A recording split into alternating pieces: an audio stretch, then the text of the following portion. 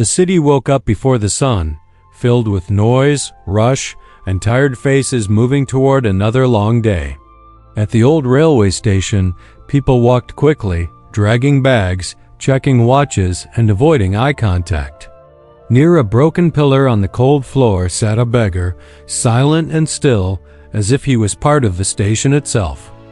His clothes were torn, his skin darkened by dust and sun, and his hand shook slightly as he stretched one forward, not to demand, but to hope. People passed him without slowing down. Some looked away in discomfort. Some pretended to be busy on their phones. A few dropped coins without stopping, without seeing his face. Every time a coin touched the ground, he whispered thank you, even when no one heard. His eyes followed each person, not with anger, but with a quiet question, asking if today someone might see him as human. Once he was not invisible. He had a small home where light entered through open windows and laughter filled the rooms. He worked hard, returned tired but proud, and held his child in his arms at night. He believed that as long as he worked honestly, life would remain kind. But life does not always keep promises. One night, rain fell heavily, the road was dark, and a sudden accident stole everything from him. In a single moment, his family was gone. The house became silent, the walls heavy with memories. Friends visited at first, then slowly disappeared. Words of sympathy replaced real help. Bills increased, strength faded, and hope slipped away quietly. Grief did not shout at him. It sat beside him every day, draining his will to stand. He stopped caring about himself, then stopped caring about the world. One day, with nowhere else to go, he sat at the railway station just to rest. Hunger made him return the next day and the day after that. Slowly, without realizing it, he became a beggar, someone people stepped around instead of looking at. That afternoon, the sun burned fiercely and his stomach ached with hunger. He had eaten nothing since the previous day. Trains arrived and left, carrying people to better places while he remained still. Then he noticed a man walking toward the platform, tall and confident, wearing a clean suit and polished shoes. The beggar watched him closely and thought that maybe this man would help, maybe today would be different. With great effort, he raised his hand and spoke in a weak voice, asking for anything. The man stopped. The crowd expected him to walk away like the others, but instead he looked directly at the beggar's face. Not quickly, not with pity, but with attention. He asked how long the beggar had been there. The beggar replied softly that he no longer remembered.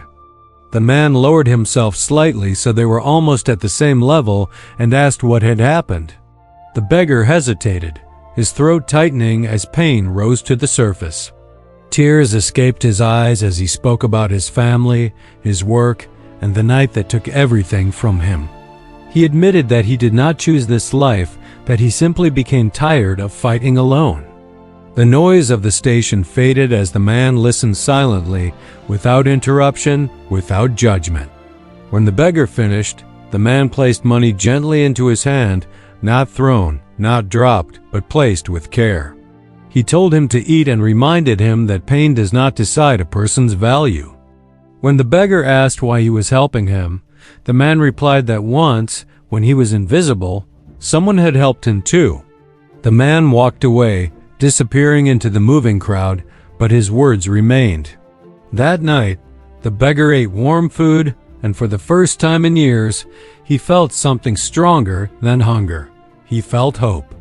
Small and fragile, but alive. The next morning, he did not sit in the same place. He stood up and walked to nearby shops, asking for small work. Many refused, some laughed, but one agreed. The work was hard, the pay was little, and his body ached, but his heart felt lighter. Each day, he returned to work, earning his food with effort and dignity. Weeks passed, then months. His clothes became cleaner, his eyes brighter, and his back straighter. The place where he once begged stood empty. People noticed that the beggar was gone, replaced by a man who worked and greeted others with a quiet smile.